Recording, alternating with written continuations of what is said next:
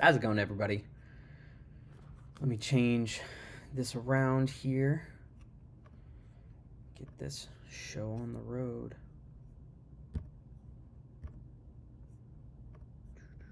Stream information.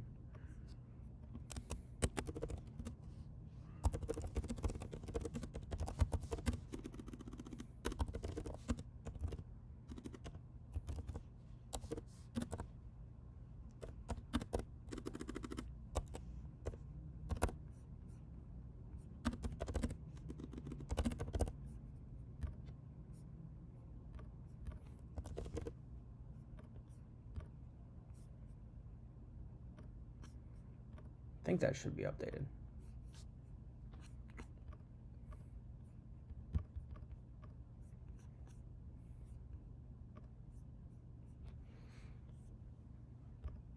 Okay.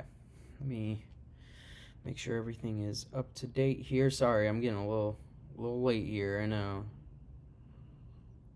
Hashtag not my streamer, right? Anyways, hope everybody's having a good day. Welcome back to the Snyder Report, episode 3. This is a new sports podcast where I just give my opinions, my ideas, and everything on certain topics. I get to pick and choose. I create the presentation and everything you see on there. And basically, we just cover anything and everything when it comes to sports, whatever sport it is.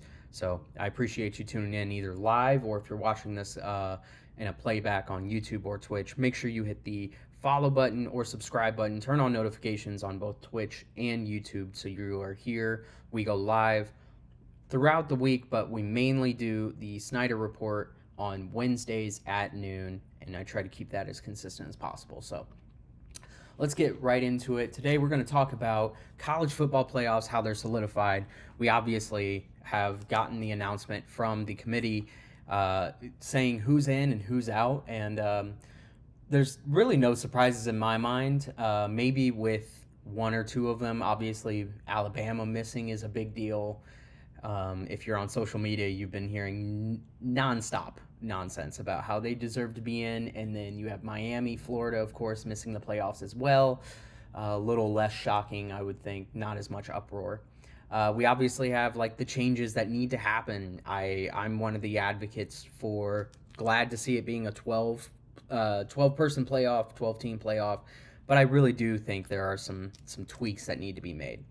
And then, of course, it's just bowling season in general. Although you didn't make the playoffs, you're pretty happy with making a bowl game. It means you got 6 wins. It's probably a positive for your team, especially if you've had a down year or maybe missing the playoffs if you're Alabama or Florida, like Miami, Florida, or especially if you're like a Florida State where you didn't have a good season at all. That's why bowl games are important. They're a way to showcase your talent, and we have seen where a lot of players tend to sit out bowl games.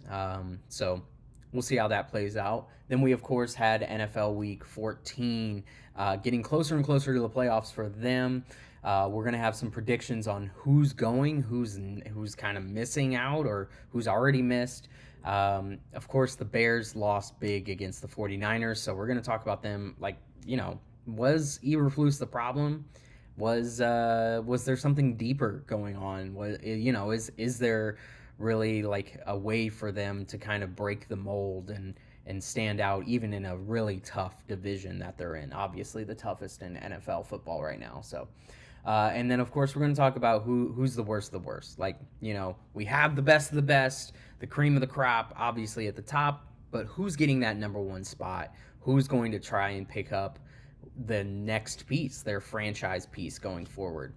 Obviously, there's a lot of players right now in college football that people are paying attention to, and the debate of who's going to be the number one overall pick. But to me, it matters where you're going to go, as we've seen previously with other drafts.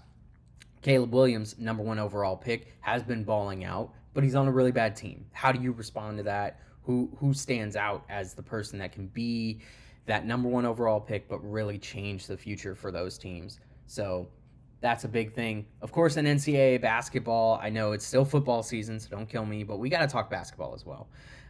In basketball, obviously, we have some big things happening in the world. Change the caption. It is already changed. If you guys, you got the notification that it's Apex Legends. I'm obviously not playing Apex, but if you guys hit refresh, obviously the actual title of the stream is the Snyder Report. So, just an FYI. NCAA men's basketball. Obviously, there's been chaos in the rankings. If you've just been strictly watching football, I would tell you to start tuning into some more college basketball as well. If you're liking upsets, because if you're a ranked team, you are not safe this year. There is no limits to how many ranked teams. Obviously, we talked about UConn being the number one overall, being back-to-back champions, going for a three-peat themselves, going for that, trying to match like the Chiefs in their start to the season, and but they lost three straight to unranked, like two of them being unranked teams, and they're not the only ones. So obviously a big deal when it comes to rankings closer to March. But right now, there's really just no telling. What ranking you are doesn't necessarily mean that you are the favorite going into your next matchup. And then we had some big news with the number one 2025 high school player, AJ Bentasa. I'm messing his name up, and I apologize about that. But he chose BYU. That's a really surprising pick. He had some big time schools coming after him, so we're obviously going to talk about why BYU over, like why are you going to Provo, Utah? You could go elsewhere. He's the number one. It's not like he was lacking on options. So we got to talk about that. And of course, when we're talking about sports, I know it's the off season, but we got to talk about free agency for baseball. Juan Soto signing the most historic contract known to man right now when it comes to any sport. We got to talk about it. He broke Ohtani's record, which was just set this last year. So making the trade for the Bronx to Queens, I mean, that in itself is a big deal, but then you do it in historic numbers. We got to talk about it. So moving on, let's talk college football playoffs. Let's start, right? We obviously had some mix-ups in the rankings, with the way conference championship games turned out. Some teams that you thought could have a chance of getting a bye ended up possibly not even getting a home game in their ranking. So, I mean, that was a big deal. Obviously, Oregon topping it off at number one overall in the rankings. Obviously, the only undefeated team left, so they're going to stay atop at number one, even though they had a difficult game against Penn State. I loved seeing that game, heard a lot about it. Actually, one of my buddies went, shout out to Forgiven Royalty, a.k.a. Colton. He went to the game. It was an amazing game. Came down to the wire in some ways. I mean, it was always Oregon leading, but Penn State kept up. You obviously have Georgia number 2 overall and number 2 here with beating Texas in the SEC championship game. In my mind, I kind of had that game. I didn't think Texas, like I know I had talked about it last week, but there was always that, I think anybody that pays attention to SEC football specifically knows that if you're Georgia, Bama, now Texas, or somebody along those lines, like, you're going to be the cream of the crop, but you're going to have difficulties. And we've seen that through all out this year. Now we've seen it in the conference championship game. So Georgia, number 2 overall, deserves that number 2 spot and gets a bye. Biggest things here are, obviously, we have Boise State coming in at number 3 overall in the playoffs. Only number 9 overall, though, in the rankings. Big deal there because, I have some notes here that I can break down for you. Boise State gets the auto bye by winning the Mountain West Conference. I mean, like, Mountain West Conference, I don't really think of any teams off the top of my head. I guess Boise State's a part of that, but They did have a good year. Their one loss this year was to Oregon, who's obviously number one and undefeated, and they lost in a last second field goal. So it wasn't like they weren't competing. Um, and a lot of teams lost to Oregon. I mean, there's a ton of teams that can say like, "Oh, I've been there with you," but not a ton of teams that can say, "I only lost by a last second field goal." I think Boise State is deserving of a bye. Their one loss being to the number one overall team who's undefeated, and by a last second field goal, I think they deserve that bye. Biggest thing, of course, is how will they compete against the best of the best in back-to-back-to-back games. Genty obviously being the Heisman finalist and probably the favorite right now to win the Heisman. He's setting records. He's going after Barry Sanders' record, and I think he's going to break it because of these playoffs, especially if he can get 200, 300 yards in more than one game. We'll see kind of what plays out, but I think Alshon Genty is a next level running back. We're going to see him playing on Sundays very soon, and I mean, there's not much left for Boise State. As Genty goes, Boise State goes, and we'll see what they can kind of do to compete against top schools, and I think this will really impact the college football playoff standings in the future because rewarding a non-Power 5 conference school with a bye week in the first 12-team playoff is a big statement by the committee. We can't overlook that. The committee taking the time to sit there and say, yeah, you deserve a spot. Not just do you deserve a spot, but you deserve a bye. You don't have to play a game to get into that second round. That's going to set a lot of questions and a lot of pressure on Boise State because they're setting the standard for all of these other non-Power 5 conference teams in the future. We saw before when we just had the 4-team playoff, we saw like UCF, Central Florida getting passed up even though they were undefeated. They got passed up. So Boise State getting that bye, I don't know if that's maybe like a little bit of a makeup, but I mean, I think they're deserving of it, and depending on how well they do or how well they compete will kind of determine even if you win your conference and it's the Mountain West Conference or maybe like the Big East Conference or whatever it is. How Boise State goes will determine if those smaller conferences kind of get a nod in the playoffs at all or if they get a nod into a bye week at all. Arizona State, number 4 overall, or sorry, number 12 overall, number 4 in the playoff rankings, winning the Big 12 Conference Championship in stellar fashion against Iowa State. Really, whoever won that game was going to get in, and whoever lost was going to be kicked out. So, obviously big numbers for them because they were predicted to finish last in the Big 12 this season. So them not just winning the Big 12, but also making it to the college football playoffs and getting a bye. I mean, that's the biggest Cinderella difference maker you can think of, I guess. And I mean, congratulations to them, making the playoffs while being predicted to be last in your conference and then winning that conference to get a bye week. I mean, that's huge. So shout out to them. They're definitely going to be a lot of people's miracle team in my mind. Even though they're number 4 overall, they still are number 12 overall in the last rankings. And to me, they're a big question mark. So they would play in the Peach Bowl against either Clemson or Texas. Right now it's leaning Texas. Obviously, they're playing in Austin. We'll talk about that in a little bit. But in my mind, Arizona State is still my biggest question mark. I know Boise State would be a lot of people's question mark. Clemson obviously is a big question mark, but Boise State is, Arizona State is my biggest question mark. And I say that because I don't really see them playing at the high level to compete. I'll be honest. They did beat Utah, number 16 at the time. They beat Kansas State, number 16 at the time. They beat number 14 BYU. And, of course, they blew out Iowa State, number 16. But they just don't dominate the ball. They only dominated really 2 or 3 games out of their season. They dominated in the last game with Iowa State in the conference championship.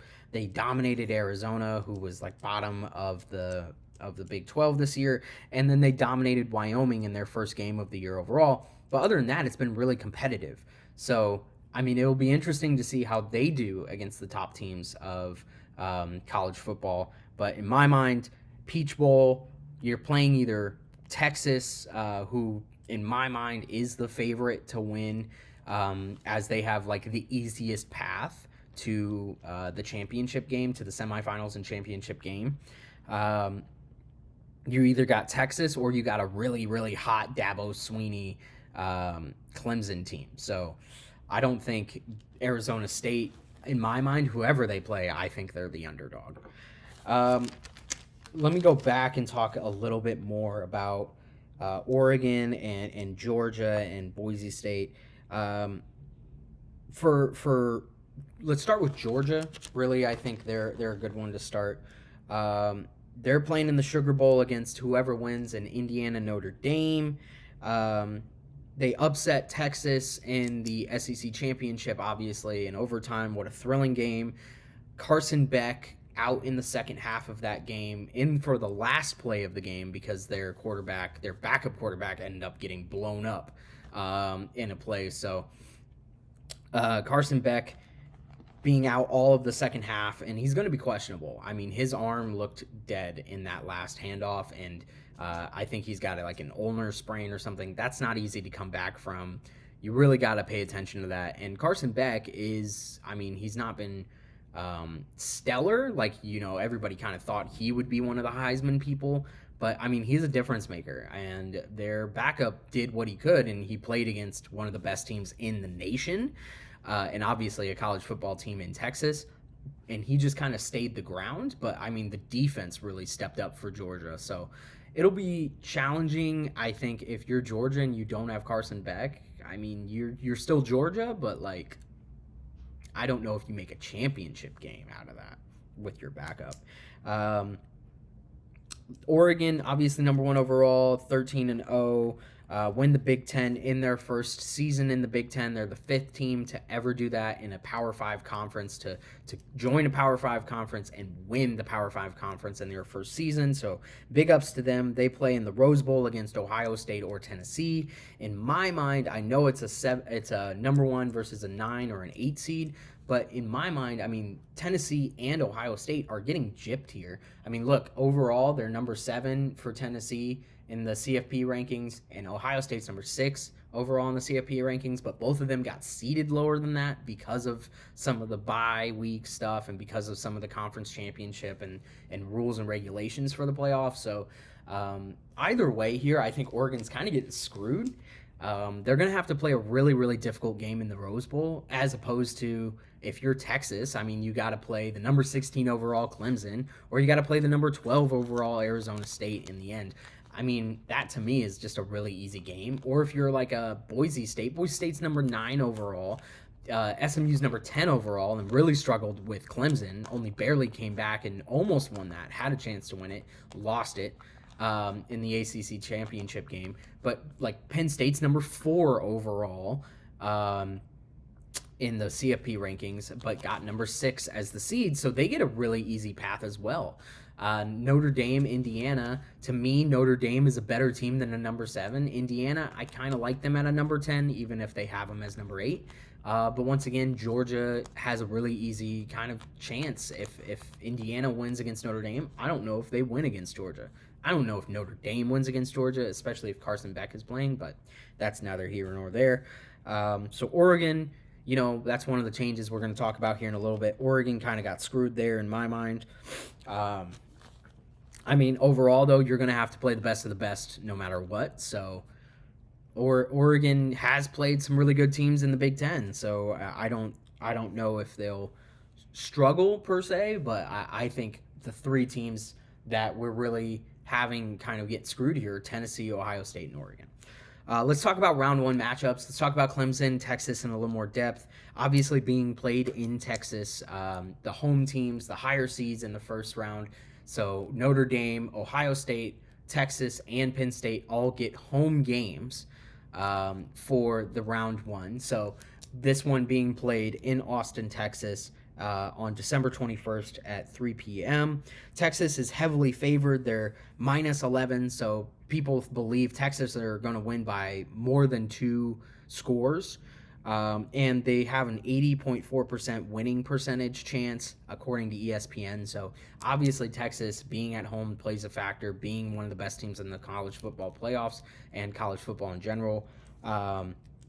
That's going to play a factor. I think it's going to come down to Quinn Ewers. I think he was supposed to be one of those Heisman finalists, just like Carson Beck, just like maybe even Klubnik for Clemson.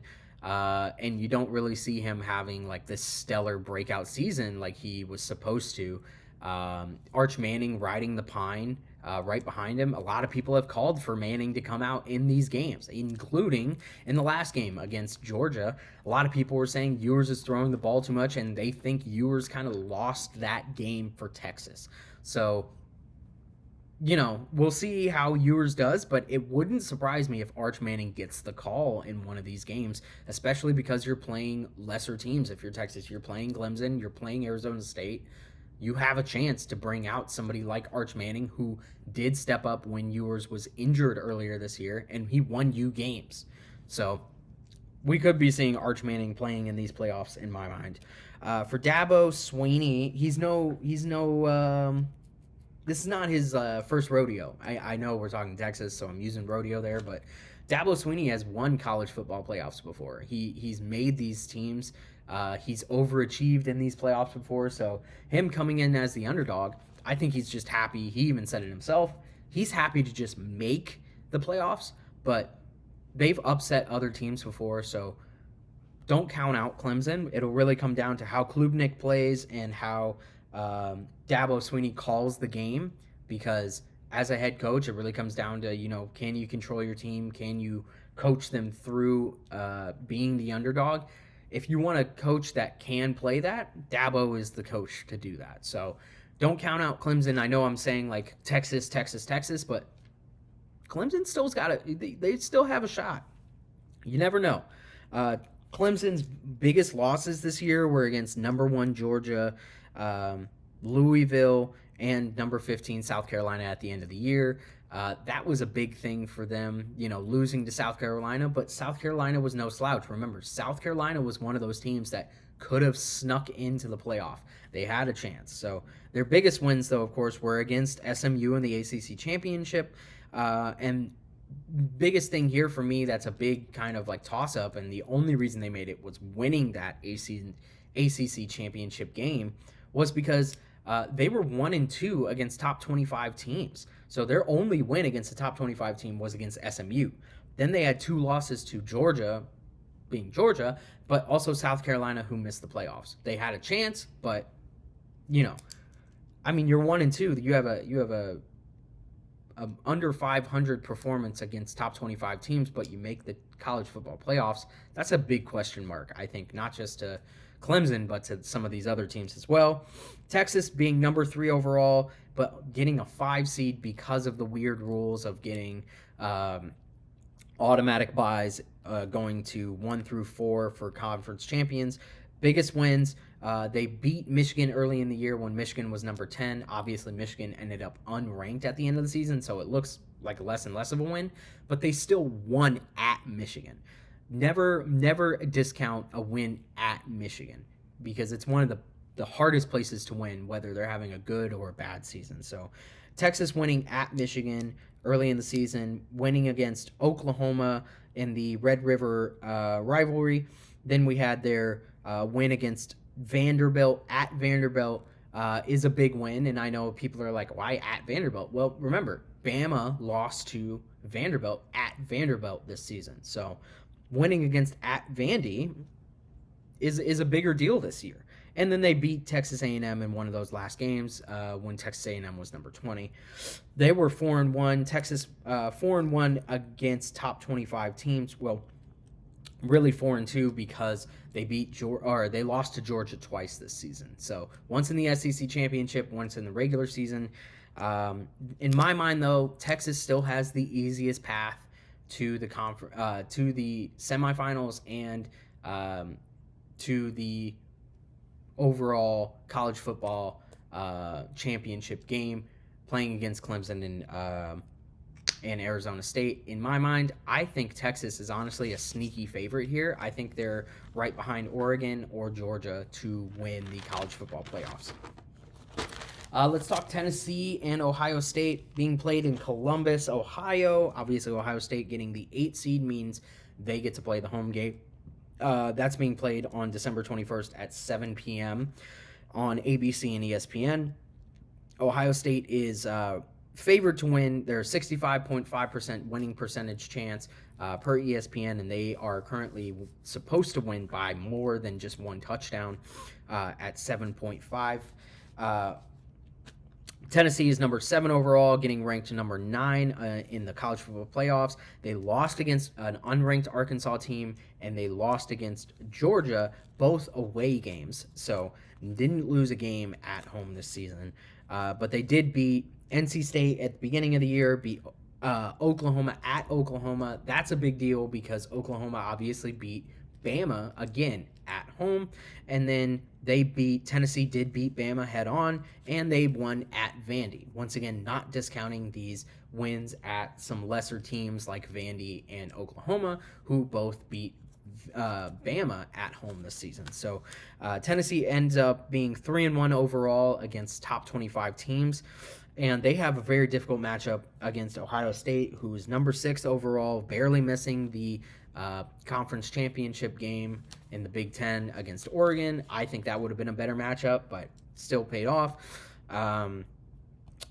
So Ohio State ending up being number 6 overall, but getting a number 8 seed kind of sucks for them. And they get kind of screwed playing a really difficult Tennessee game, and then they have to play Oregon in the next game if they win. So losing to Oregon is really a big deal, I guess, because they only lost by 1, and they lost at Oregon. To me, that shows they're ready to compete. So we could get a very good matchup in the Rose Bowl in the quarterfinal if Ohio State wins. And then Michigan, losing against Michigan is... Michigan's having a down year, but losing against Michigan, that ruins your whole season if you're Ohio State. 2-1 against top 25 teams. Best wins were at Penn State. Never discount a win at Penn State. Beaver Stadium is one of the hardest places to win in college football, whether they're having a down or an up season, just like Michigan, just like Columbus. So never discount a win at Penn State. So Ohio State winning at Penn State, and then also beating the undefeated Indiana, handing them their only loss this season. Both play into the factor here, but once again, I think they got screwed in these rankings. SMU Penn State, number 6 versus number 11. SMU finishes number 10 in the overall rankings. Penn State number 4 in the overall rankings, getting a number 6 seed here. Even though they played a really good season, and really their only loss, their losses were against Ohio State, at the time was number 4, and lost in the Big Ten championship in a very close game against Oregon.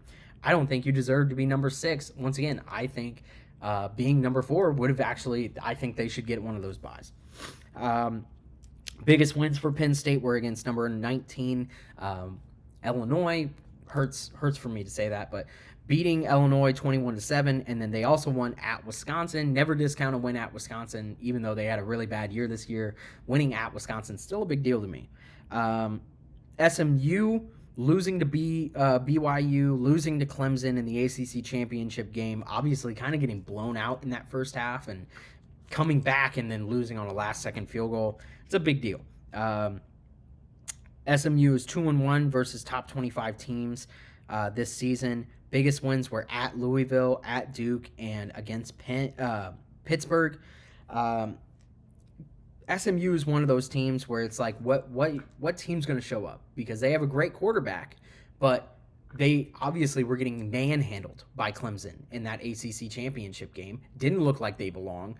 Didn't look like they could be a playoff team, and they almost found their way out of the playoffs by losing that game against Clemson. So we'll see what team shows up against Penn State, but either way, Penn State is heavily favored in this game, being -9 and 67.2% winning percentage. To me, I think Penn State should be more of a favorite. So we'll see kind of what, once again, we'll see what pans out. But Penn State at home, biggest home field advantage there is being at Beaver Stadium. I would not be surprised if we see a blowout. If SMU shows up the same way they showed up against Clemson in that ACC championship game, Penn State is no pushover. They will blow you out. They have no problem blowing you out. They have the second easiest path in this playoff picture in my mind, playing SMU and if they win that, playing Boise State. They have a very easy path. So don't overlook Penn State here to go all the way to the championship game. Indiana, Notre Dame, the final game we'll cover here. Indiana, Notre Dame, it's their very first meeting, even though they're in state, Notre Dame being in South Bend, Indiana being in Bloomington, Indiana. This will be a big game. Indiana will be on fire. The only difference is if this were basketball. If this were basketball, the entire state would be on fire right now. But because it's football, it still matters. It still matters to Indiana, but it's not as big. First meeting between Notre Dame and Indiana since 1991. Notre Dame has won a majority of these contests. Indiana hasn't won against Notre Dame in a head-to-head matchup in football since the 1950s. They are set to face off on December 20th at 8 p.m. Eastern. Notre Dame being the home team, getting that number 7 seed, number 5 overall in the rankings, but getting the number 7 here. Indiana being number 8 overall in the rankings, getting the number 10 seed. So is it a home game for Notre Dame? Yes, but it won't feel like that. Indiana will show up to this game, and it's already been sold out. So good luck trying to get a ticket.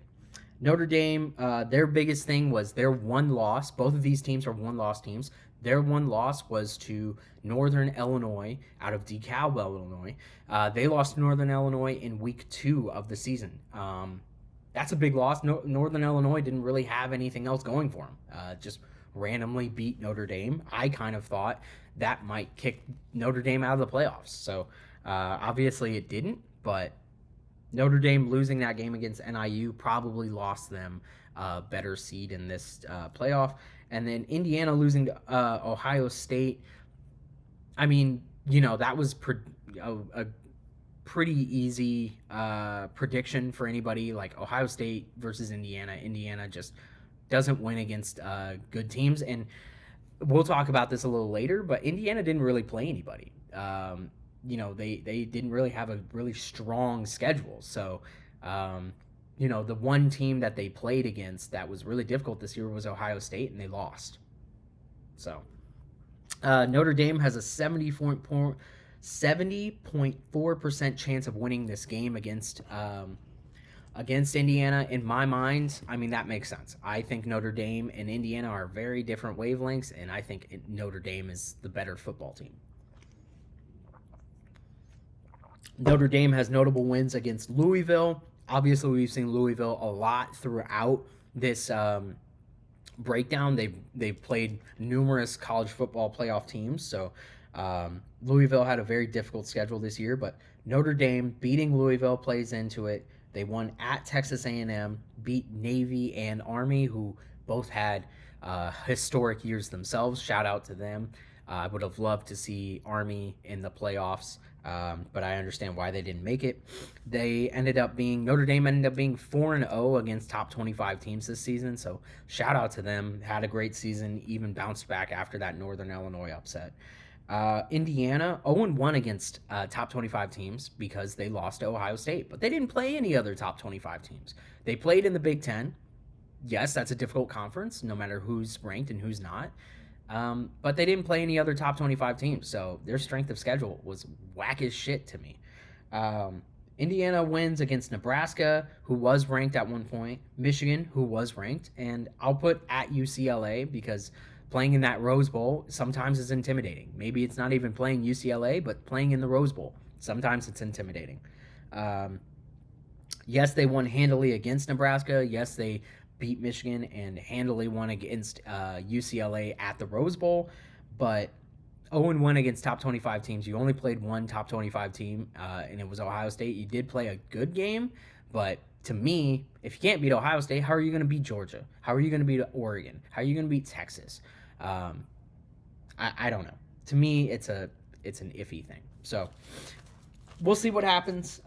In my mind, I think the second round, we'll make our prediction now. I think Tennessee loses against Ohio State. I think Ohio State's a better team here. Ohio State getting the home field advantage is a big deal. So I think we're going to get a rematch between Ohio State and Oregon in the quarterfinal at the Rose Bowl, which will be really cool for Big Ten teams.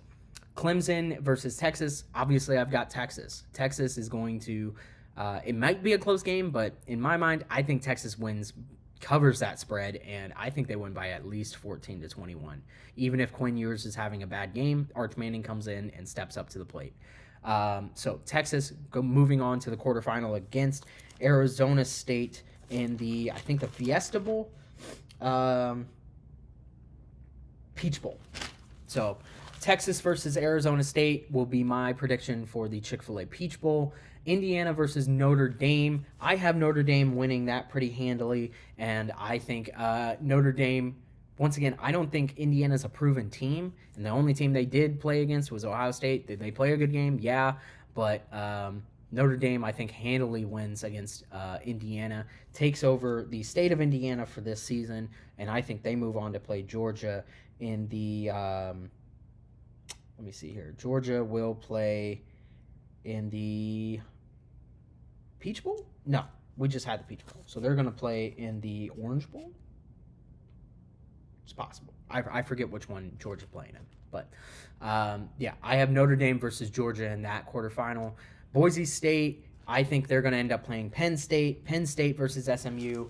I already told you, I'm predicting it could be a blowout, especially if SMU shows up the way they did against Clemson.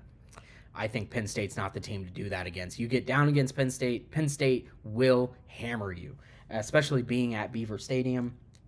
I think Penn State has a really good chance of making it past Boise State as well. So keep an eye on that game. We'll see kind of what comes out, but keep an eye out. I really think we're going to be looking at a really difficult playoff picture when we get into the semifinals and the quarterfinals, but I don't know about round one. I think round one, I think round one, it's pretty easy to kind of figure out who's gonna show up. So, moving on, we got to talk about why Bama and Miami were passed up. For Bama, they were 3 losses. 3 losses matters. I know a lot of people want to say like Bama's the better team. They're playing in the SEC, so it matters. It does matter, yes, but being 9-3 overall. You missed the SEC championship game. You lost at Vandy, at Tennessee, and at the end of the year, you lose to a bad Oklahoma team. Yes, you were in Norman, but you lost to Oklahoma still. That, to me, just doesn't make much sense. Why are you dropping games to Oklahoma? I know other teams had, but also losing at Vanderbilt after your historic coach, Nick Saban, told people at Vanderbilt is the easiest game in the SEC. Vanderbilt, I know they overachieved this year, but I mean that to me, like, that kind of hubris, I guess, and that kind of arrogance really cost Bama, because you can't talk shit and then lose. That just looks bad, especially when you're the heavy favorite. You weren't just a favorite like by a score. You were the heavy favorite to win at Vandy and at Oklahoma. It's a good loss against Tennessee, but you losing against Oklahoma and Vanderbilt, that's a bad one. You did beat Georgia, and of course Georgia was the SEC championship winner. You did beat Missouri, and you did win at LSU, one of those places that's very difficult to win in college football. If you beat LSU at LSU, keep the ball, because not many teams can say they do.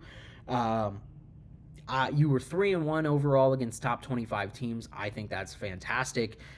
You ended up being number 11 overall in the college football rankings, but you lose out because you didn't win your championship game, and other teams did. So, or at least made their championship game, like SMU made the championship game but lost, but you still credit them because they made the championship game. Now, ACC versus SEC, very different in football.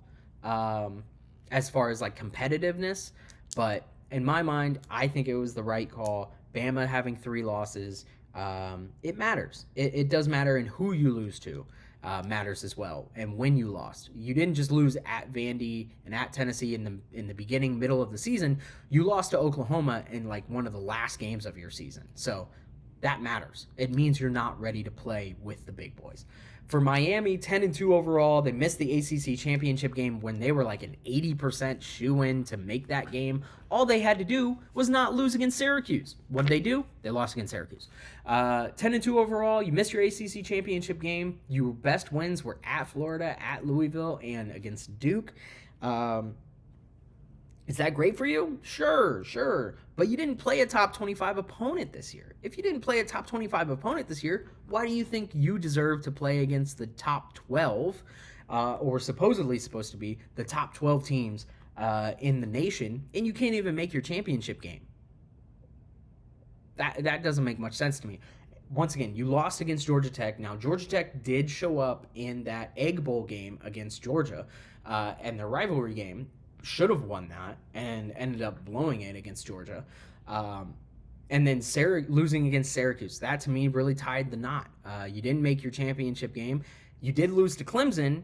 You lost your spot to Clemson, who won the ACC championship game. So I guess you could say, like, that's a good thing. But not playing a top 25 team and then also losing to Georgia Tech and Syracuse, who both respectfully are not great teams, that cost them. I think Bama still would have been in over Miami. So I would say Bama was first out and Miami was second out in this. Cam Ward, obviously being a Heisman finalist, like, you kind of wish you got to see him play in these college football playoffs to really see if he could solidify himself. You know, we're getting to see Genty. We're not getting to see a lot of the Heisman finalists. The only one we're getting to see is Genty, Travis Hunter, and Shedeur Sanders, both missing the college football playoffs playing for Colorado.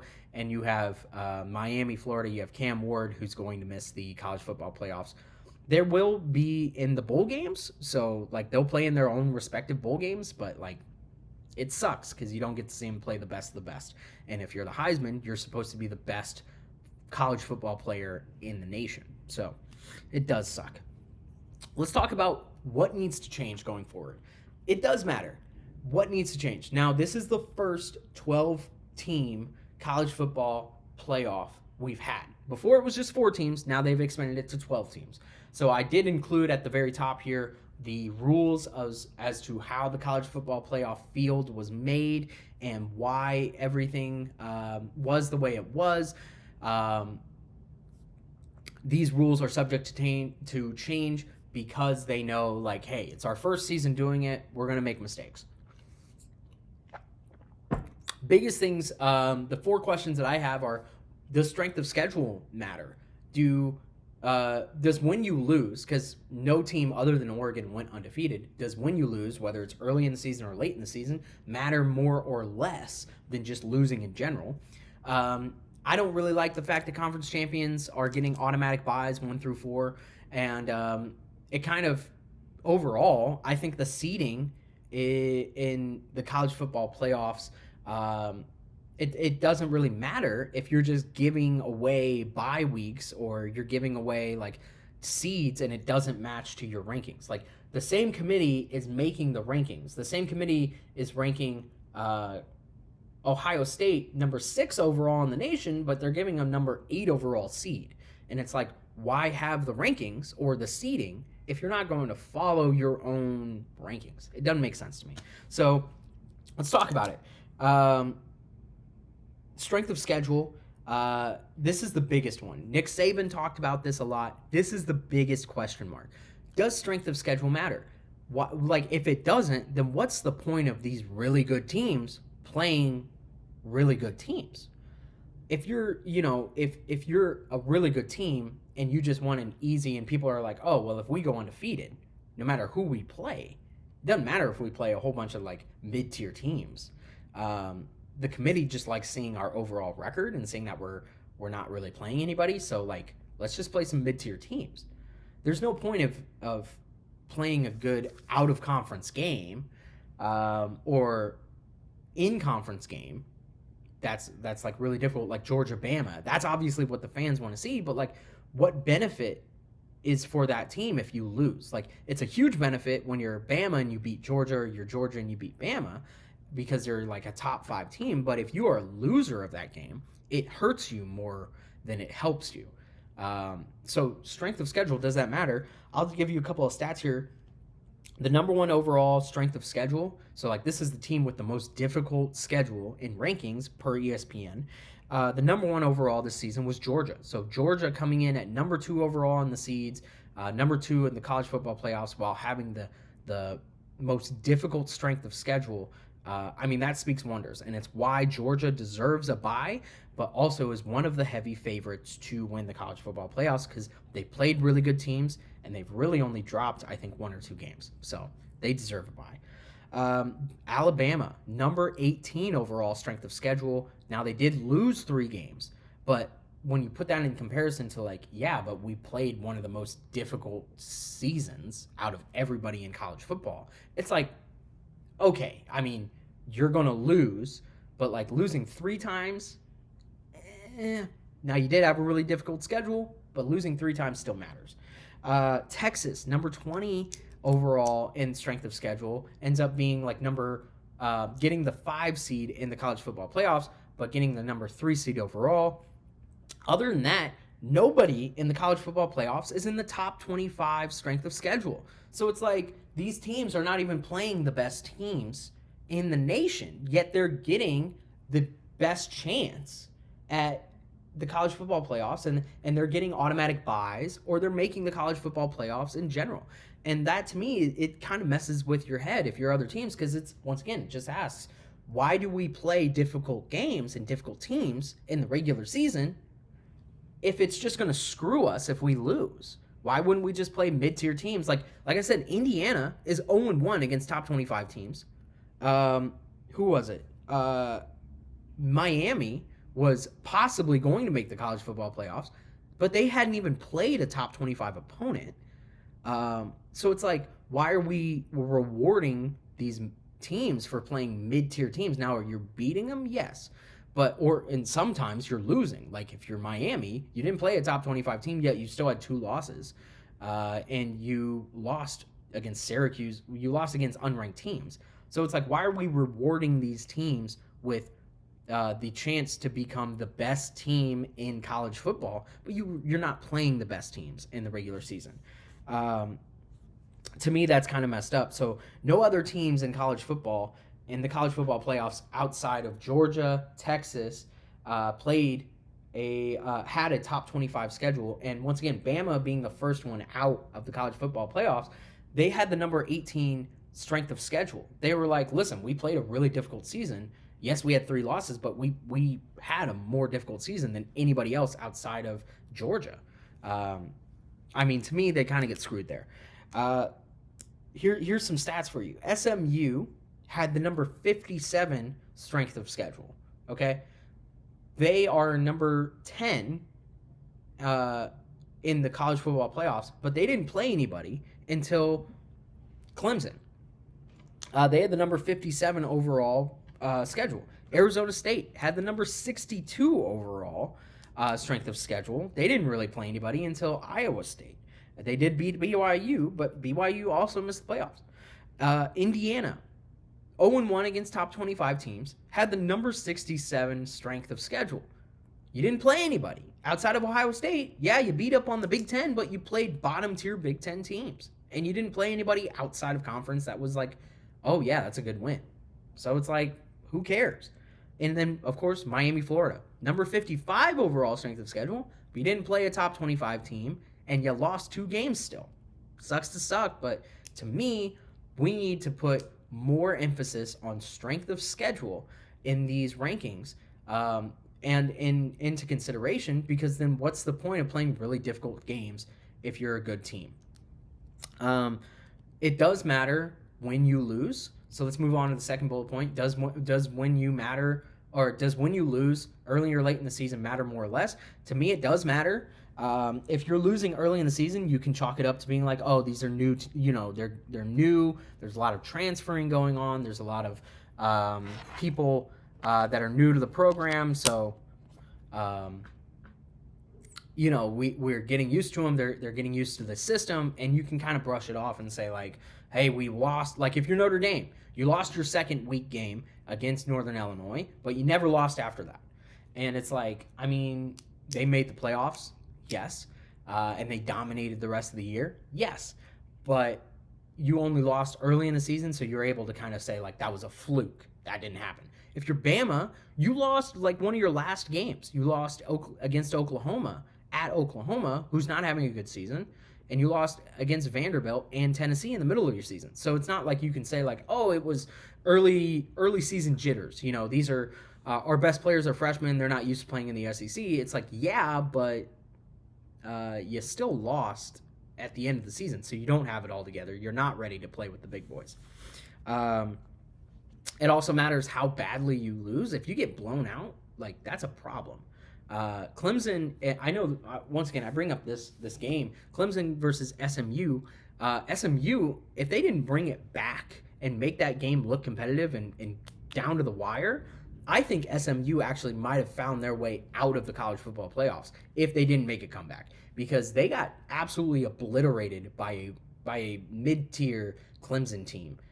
Even though they were heavy favorites, SMU were, to win that game. You lost, and you almost got blown out. That's a bad look. So it does matter when you lose, early or late in the season, and it does matter how badly you lost that game. If you lost by like a last-second field goal, it's like, okay, yeah. If you get blown out, it's a whole other thing of like, you're just not ready. You're not ready to play with the big boys. I also don't like the idea of the automatic bye going to conference champions. I think winning your conference championship is a big deal, but I think it should go by ranking. Once again, what is the point of ranking these teams 1 through 25 or 1 through whatever, and you're not going to seed them according to that ranking? Oregon and Georgia are the only two teams that are ranked 1 and 2 that match the college football playoff rankings with their overall ranking.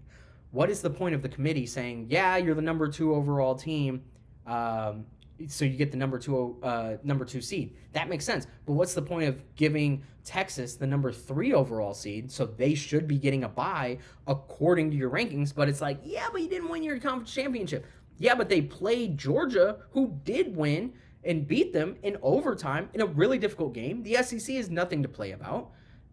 Why is Texas getting punished so harshly? And it doesn't seem like it's harsh, but it is. They deserve to get an automatic bye, and so do some of these other teams. I know Boise State, once again, I love the Cinderella story of Boise State. I'm not a big fan of Arizona State, but like Boise State getting the bye, like congratulations, but it will have a big impact in the future if they just lose outright to SMU or Penn State, whoever wins that game. It'll make a big difference in the future on how these like buys go and how conference championships are looked at.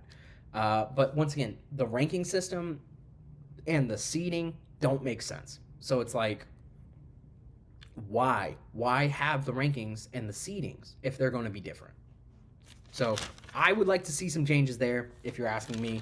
Yeah, I think they're a little backwards. Other notable football games that are going to happen in the Valero Alamo Bowl, which is held in San Antonio on December 28th, we have BYU versus Colorado. It's going to be shown on ABC. BYU versus Colorado, it's a good game. BYU was a college football playoff possibility until they missed their conference championship Big 12 game. They had a good season. It sucks to kind of see them have outside of the playoffs. I would have liked to see them in it, but they just kind of didn't have the ability to get in once they didn't make their conference championship game.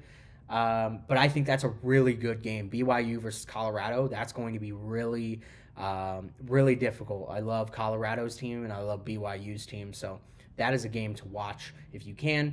Another one, Radiance Technologies Independent Bowl in Shreveport, Louisiana. Marshall versus Army. Now it's a weird game. It's a couple of old timey teams. Obviously Army and Marshall having like Randy Moss, legend. Shout out to him. Hoping and praying for him. He just got diagnosed with liver cancer. Actually, we're not sure how severe it is, but fuck cancer. Fuck cancer. Holy, I can't stress that enough. So I hope and pray for him seriously, because that's nothing to joke about. So I hope he is able to overcome this. But Marshall versus Army, I think, will be a really good game. Also on December 28th at 9:15, so pretty much right after the BYU Colorado game.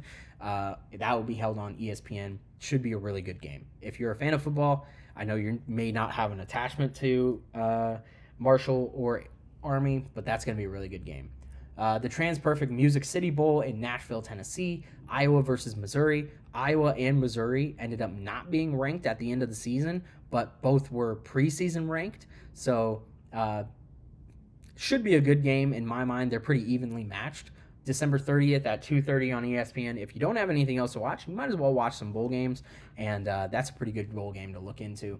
The ReliaQuest Bowl in Tampa Bay, Florida. Alabama versus Michigan. Both historic programs. Obviously, Michigan is the defending national championship team, and Alabama is Alabama.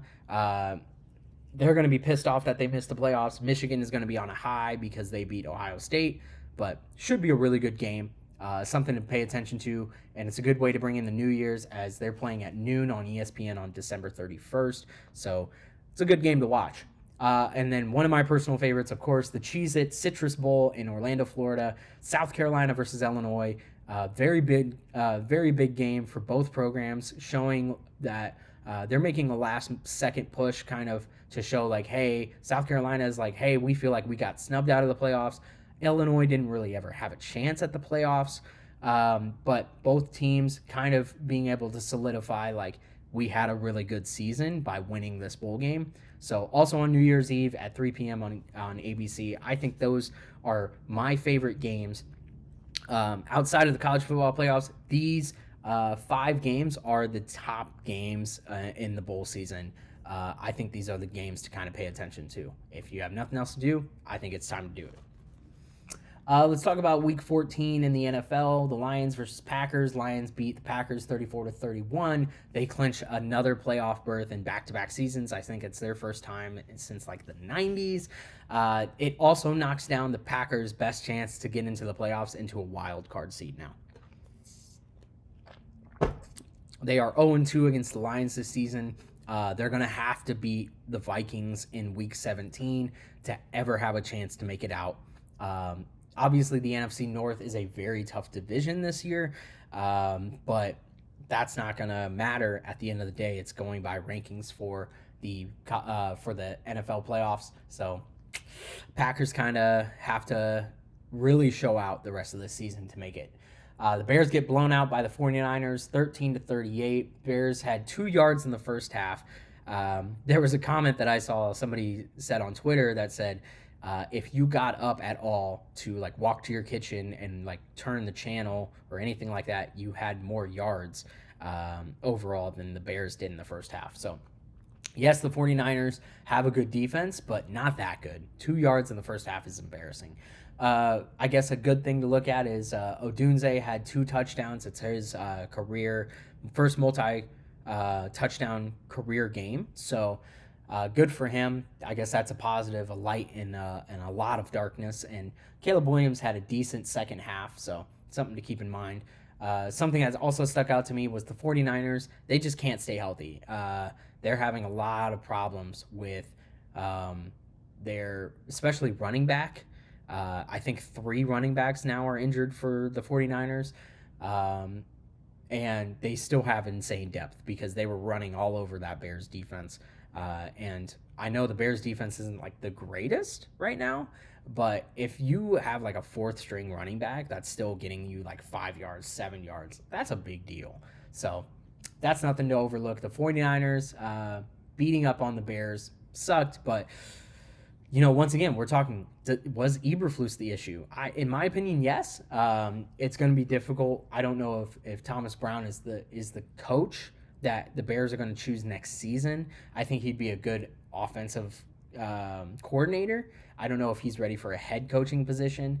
And you're still dealing with a lot of rookie components with Caleb Williams, Romeo Dunze, Rome Odunze. Like, you still have these guys that are used to losing right now and are just not clicking, and it's really hard to bounce back, especially against a 49ers team in San Francisco. That's a very difficult matchup no matter what year they're having. So the Bills versus Rams, 42-44. This was like the game of the week for the NFL. Josh Allen setting his own personal career record, 6 touchdowns, 3 rushing personally and 3 passing. He had a game.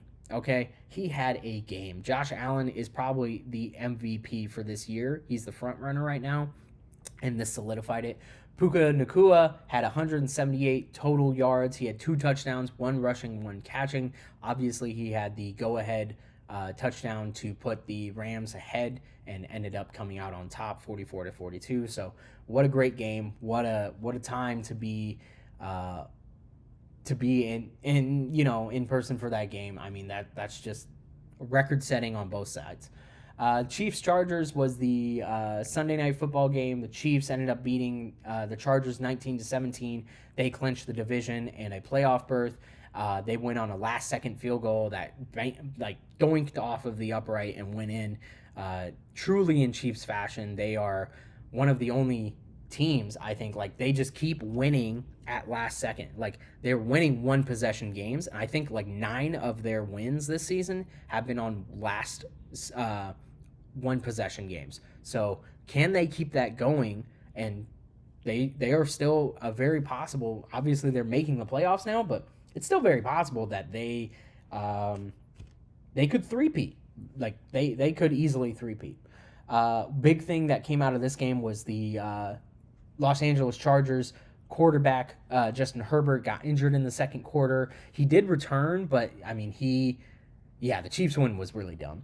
Herbert did return, but he obviously wasn't nearly as mobile as we saw him in the first half before he got injured and what we've seen throughout the year. So I think that played a factor into the Chargers offense. It felt so cheap. I think a lot of people would agree with you, babe. It felt really cheap, but it did. The Chiefs just find a way to win. That's something they've been doing the last 2 seasons. Like, their first Super Bowl win, people would say like they were just the favorite overall. Their second Super Bowl win was kind of like they barely made the playoffs, then they just went off in the playoffs. And then this season is another one kind of like that last season where it's like they just are finding a way to win. They're finding a way to make games just down and dirty, and then they find a way to pull it out in the last second. So, I mean, we could be looking at a three-peat. I hate to say it, but we could be looking at a three-peat. But yeah, Justin Herbert, we'll see what he kind of does going forward. It sucks because he's having a really great year, a career year. I hope his injury isn't too bad, but we'll see kind of what happens with him. It really sucked, and I think the Chiefs kind of lucked out with Herbert getting injured and being less mobile. I think the Chargers might have run away with the game. Let's talk about who's the worst of the worst, who's already been eliminated, and who's looking at the number 1 overall pick for the NFL. The Giants, will start from like most likely to least likely, and we're only covering the top 4 teams because these are percentage-wise, these 4 teams are the most likely to get that number 1 overall pick. At the worst of the worst, the New York Giants have the most likely to get the number 1 overall pick. They have a 41% chance of getting the number 1 overall pick this season. They have a 90.5% chance for their pick. If it's not number 1 overall, then it's going to be a top 5, and then almost 100% chance, 99.9% chance, they're ending with a top 10 pick. So the Giants are going to get another franchise player, another game changer, but can they do anything with it? I mean, it's the Giants. We really haven't seen them develop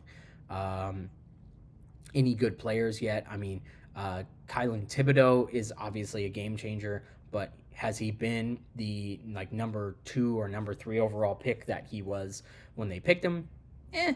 And has I mean, obviously they spent a lot on like Daniel Jones and gave him a ton of money, but let him go. So it's like the Giants front office is not one I really trust, and their head coach isn't really great either. Malik Neighbors, their rookie, is obviously very frustrated. So I don't know. If you're the Giants, you're just on the hot seat 24/7 right now, and I don't really know if there's an upside for you. Even if you get the number 1 overall pick, I don't really know if that's enough to fix your team. The New England Patriots are 3-10. They have a 23.5% chance to end up with the number 1 overall pick, an 86% chance to end up with the top 5 pick, and a 99.7% chance that it's going to be a top 10 pick. So they're pretty much guaranteed a game changer as well. They obviously have Drake May showing up and balling out for them. He's a good rookie quarterback. So quarterback, I don't think is what they're going to be drafting. I think they need more of like a wide receiver for him or a defensive player for them, maybe like an edge rusher. So Carolina, 3-10 this season. Bryce Young has been balling out. He got benched, wasn't playing well, got benched. Andy Dalton came in, then Bryce Young came back in, coming off the bench after like 1 or 2 games. Carolina, 3-10 overall. I really think Carolina's been picking it up in the second half of this season. I know they haven't been winning games, but Bryce Young is their quarterback. I think it's stupid to sit there and say Bryce Young is not their future. He's been balling. So keep on Bryce Young. They have a 10.5% chance to end up with the number 1 overall pick, 74% chance with a top 5 pick, and a 99.1% chance that they're getting a top 10 pick. So they're going to get a game changer. They need offensive weapons. Bryce Young is your quarterback for the future. Have no mistake. If you're not stupid, Carolina, keep Bryce Young. Keep him healthy. Keep Bryce Young, though. Develop him. They need wide receivers. Xavier Legette is not a number 1 overall receiver. It's just like Justin Fields with the Bears. When his number 1 overall wide receiver was Darnell Mooney, that's a problem. Darnell Mooney is like a number 3 wide receiver. Now, he's a great player, and we've seen that in Atlanta for him this season.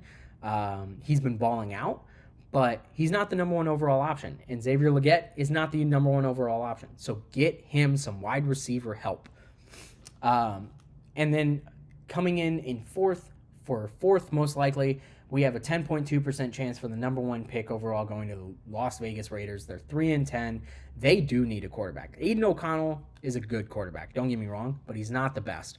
And I don't think he's going to develop into the player that they think he might become. They have a 64.4% chance at a top 5 pick and a 98% chance they're going to get a top 10 pick. So they're going to get a game changer as well. What do they go with, though? Do they think Aiden O'Connell is the future? I think they do think that. He's not the quarterback to me, though. I don't know if I think they're overconfident in him, and I think they probably draft a quarterback anyway, or don't draft a quarterback and trust Aiden O'Connell. To me, that's a mistake. Overall, though, these are the top 4 teams that are most likely to get the number 1 overall pick. I think overall, though, like these teams have a lot more than just 1 pick. Maybe Carolina is 1 pick away. Maybe New England is 1 pick away. But if you're the Raiders, if you're the Giants, you have a lot more than just 1 pick. That's going to make the difference here. I will say the Raiders and the Giants and all 4 of these teams have lights in the dark here. For the Giants, Malik Neighbors is a great wide receiver. He's a wide receiver 1. Develop him. He will be a game changer. New England Patriots, Drake May, a great quarterback. He's going to have a good career. Carolina, same there. Bryce Young, he's going to have a great career. In the Raiders, they have Brock Bowers, who's going to be an all-pro. He's going to be a great tight end. He's probably going to be another Travis Kelce. He's going to be another Antonio Gonzalez and Antonio Gates type player. Tony Gonzalez. I think Brock Bowers is the next big name in tight ends. Let's move on to some basketball. Kansas, number one overall, loses back-to-back games against unranked teams, Creighton and Missouri, knocks them down a peg. Both non-conference games, I don't think. Missouri's SEC now, so Kansas is Big 12? Yeah. So, sorry, that used to be a Big 12 game, but losing non-conference against unranked teams. We've seen it before, like I said, with UConn losing 3 straight in that Maui Invitational, but knocks them down, puts Tennessee up to the new number one. They're one of 3 undefeated teams left in the Division I of NCAA men's basketball. They do play Illinois this Saturday at Illinois. Illinois just upset Wisconsin last night. And they didn't look great. Like, I'll be honest, Illinois didn't look great, and they didn't play their best, and they still upset Wisconsin. Yes, it was a home game, but still, beating Wisconsin is a big deal, especially because Wisconsin was number 20 overall ranked. I think Illinois deserves a ranking after that. They fell out of the rankings this last week, which I didn't think they deserved, but I think beating Tennessee would be a statement on the year. Illinois has been known to upset teams. They lost to Alabama by like 11, but they lost at Alabama. They upset Arkansas on Thanksgiving Day, and now they've upset Wisconsin at home. So playing at home will be a big factor here, but as of right now, Illinois is unranked, and they will be playing Tennessee at home, who's the new number one. I think that's a good game. If you have time, watch that game. It'll be a good game. Rankings mean nothing this season.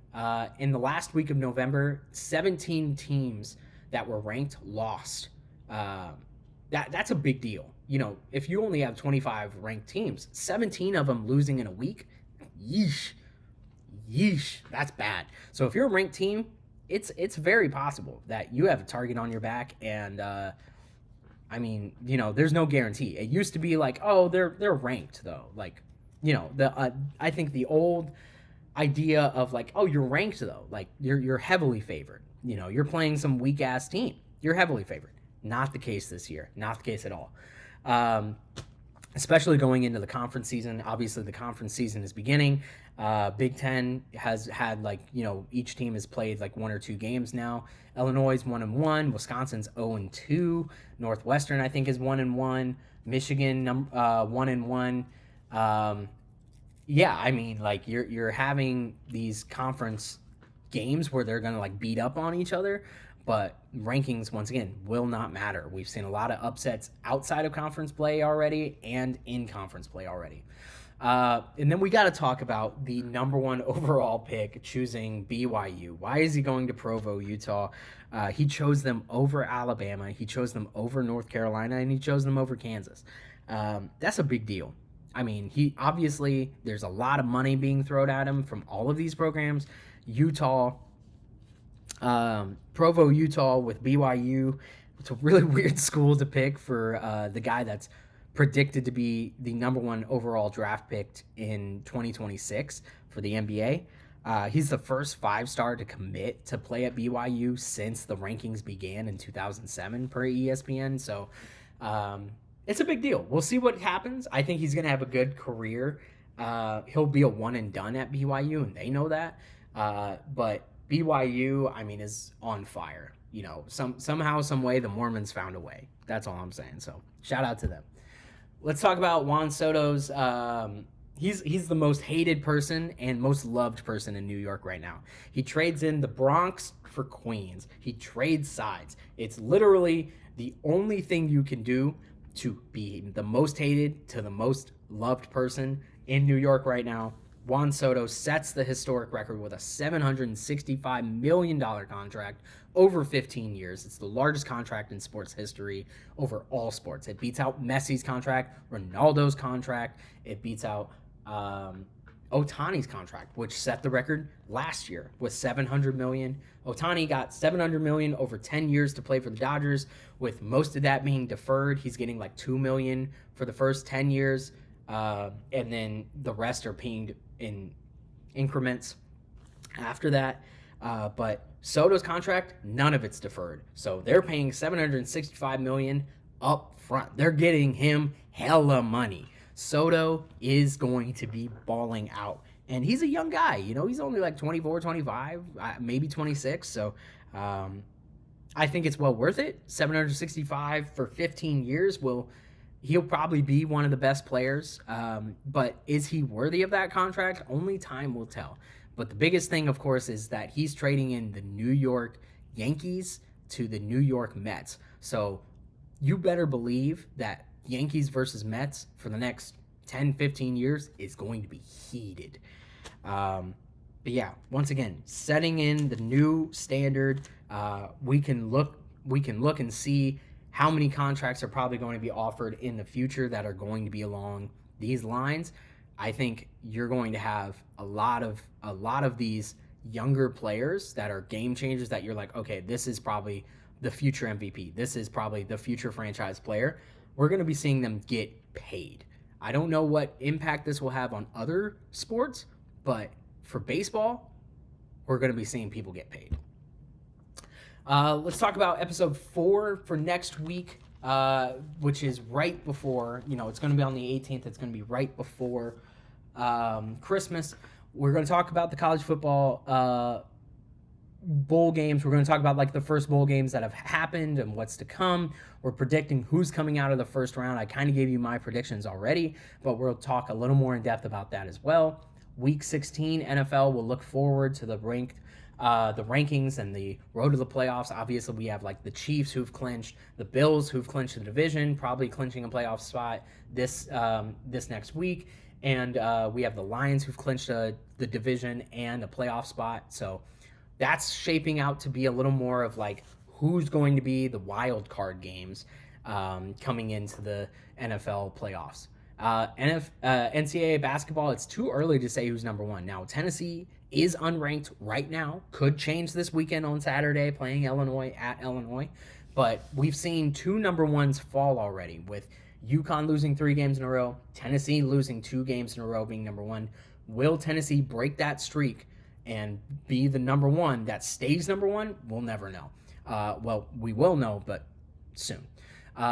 We can guarantee there's going to be some holiday madness continuing to happen as conference play starts, as a lot of these teams are getting ranked and maybe being overranked, maybe being underranked. So you never know. And then just an FYI, I will be having a mini vacation. I will be out for the holidays from the 22nd to the 29th. So there will be no episode on Christmas Day.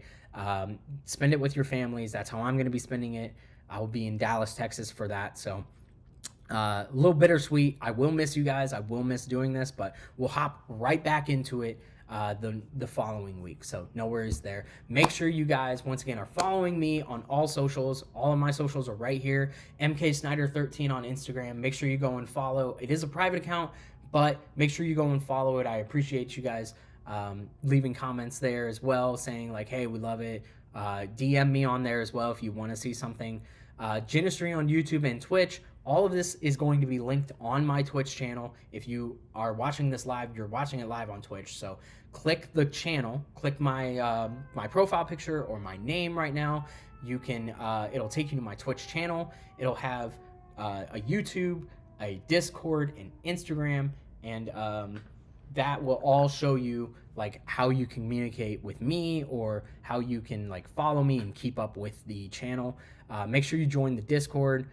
That's a community called the Ginistry community. It just helps me keep up to date. It's something where I want to create a community around sports, video games, anything and everything, and just make people feel included. So all of that, like I said, is on Twitch right now. If you go to my Twitch channel, make sure you hit the follow button. Make sure you subscribe on YouTube and on Twitch. Turn on the notifications on every platform, Instagram, YouTube, Twitch, and Discord, so that you can keep up with anything that I'm announcing, because this is the end of the year, but we will be having bigger and better things. I'm hoping to expand the Snyder Report into a bigger and better podcast once things take off. So if you're watching this live, I appreciate you for being here. Shout out to you, babe. Thank you for commenting. I agree that the Chiefs win was dumb, so if you guys don't agree with me as well, though, leave a comment below, whether you're watching this live or you're watching it back on YouTube or Twitch. Leave a comment below. I love to hear your opinions. The Snyder Report is my opinion. I want to hear yours. So tag me in anything. that you guys think are like, oh yeah, I want you to cover this for a sports news or something like that as well. I appreciate you guys, and I hope you have a great rest of your day and a great holiday season. I'll see you next week for the last one of the season, last one of the year. So, bye, guys.